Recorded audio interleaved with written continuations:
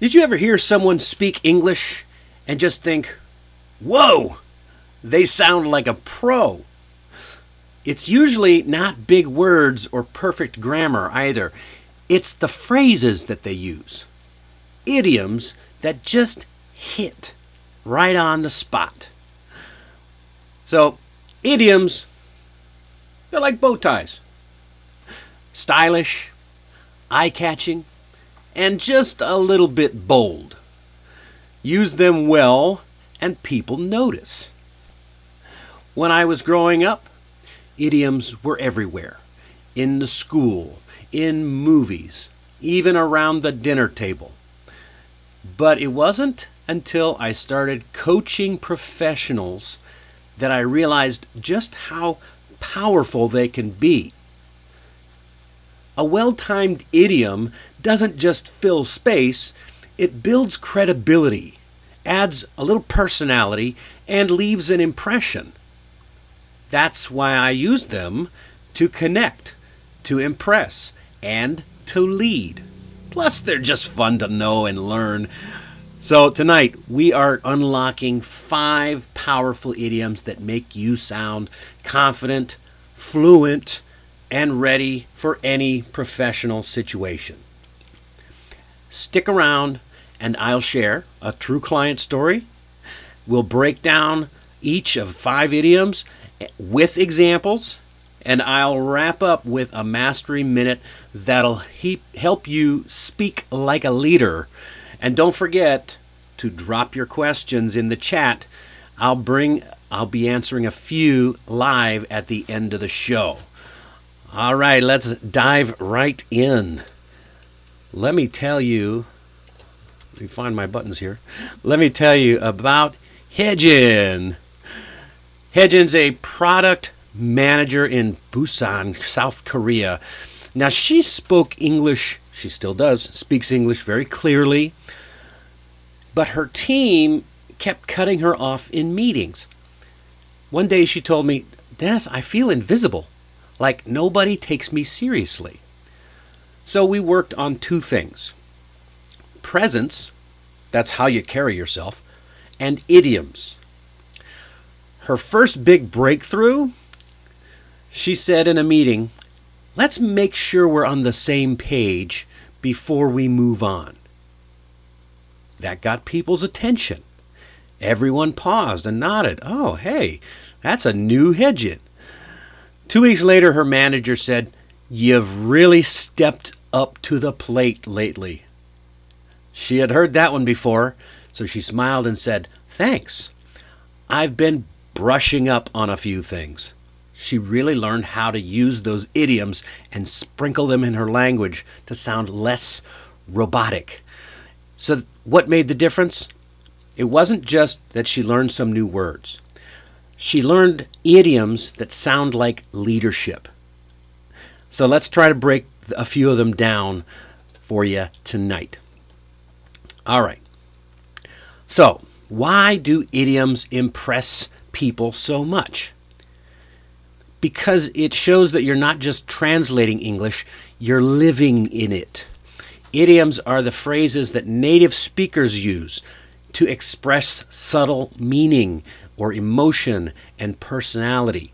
And when you use them well, people will think, wow, this person really knows their stuff. So why do we use idioms? Idioms are a natural part of English. If you only speak in direct, literal sentences, your English may sound stiff or even robotic.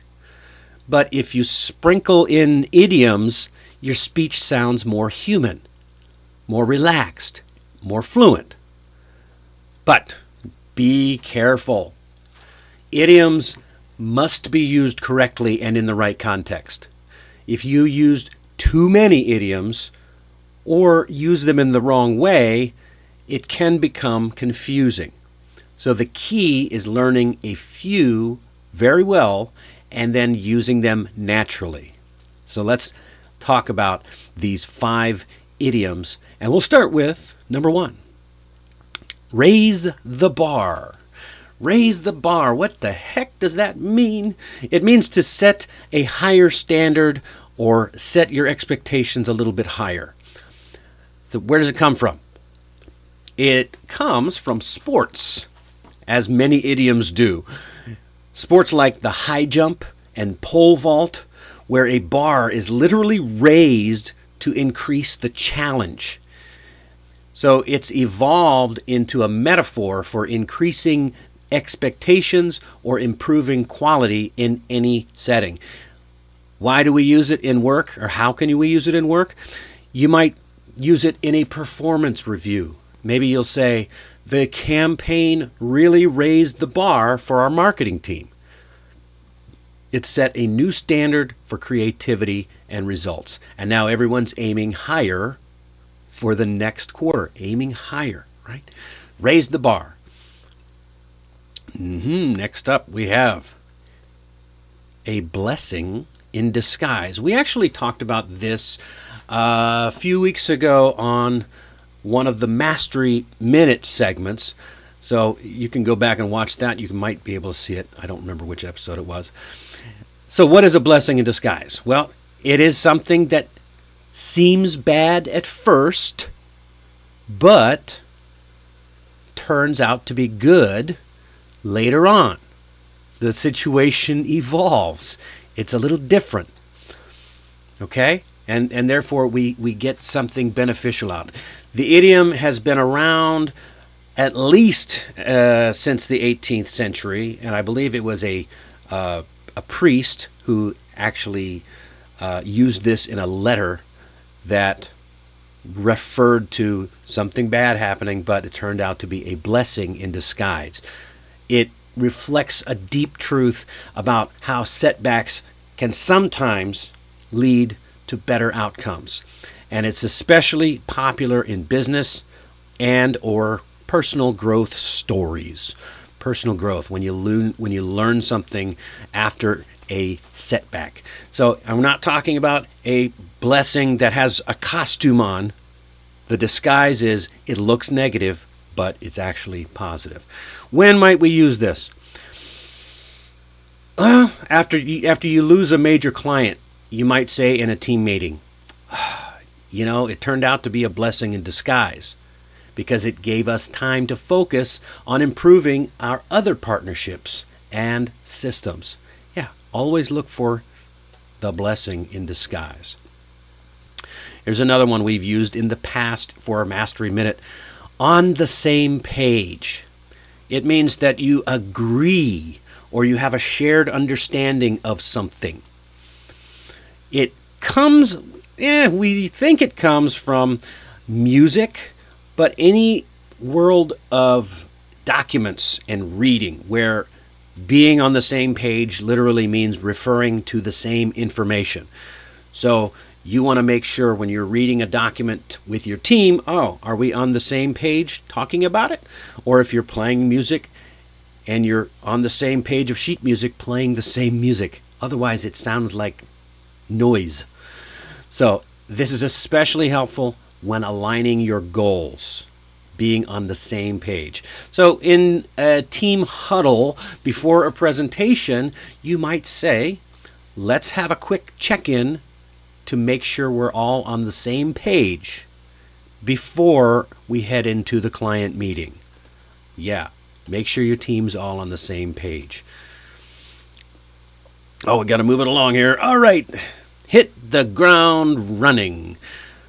This one means to begin something quickly and with energy. Moving into battle like a soldier. The idiom actually comes from World War II era, or before perhaps. It referred to soldiers or paratroopers landing and moving into action right away. These days in a modern workplace, it shows that you have confidence and speed when you want to begin something with energy.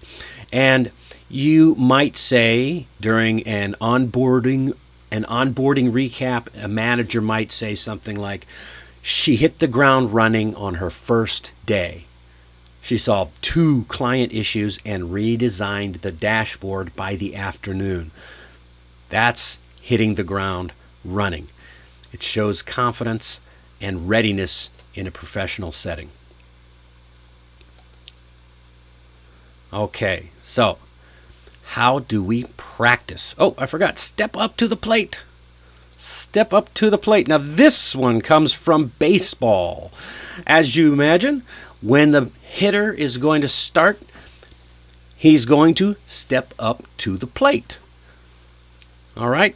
And what it means is you're accepting responsibility for something, handling challenges like a professional. You stepped up to the plate. It refers to taking the initiative. You might say, for example, Bob really stepped up to the plate when the client called with the major issues and problems. Something like that. All right. Now, how do we practice these idioms? Because you don't want to just learn them here and listen to them. You want to practice them so you can make them part of your vocabulary.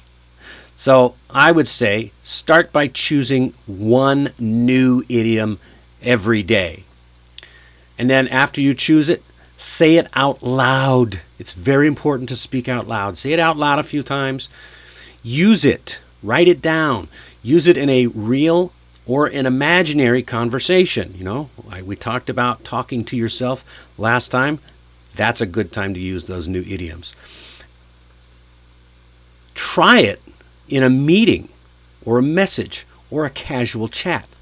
These idioms are like little tools. When you use them with confidence and the right timing, they don't just decorate your language, they sharpen it. Oh, and one further tip.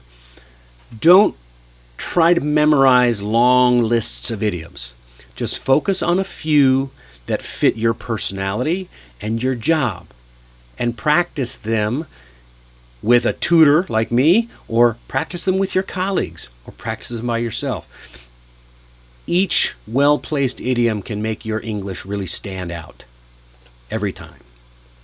Okay, so your challenge for today, pick one idiom from today's episode and use it this week.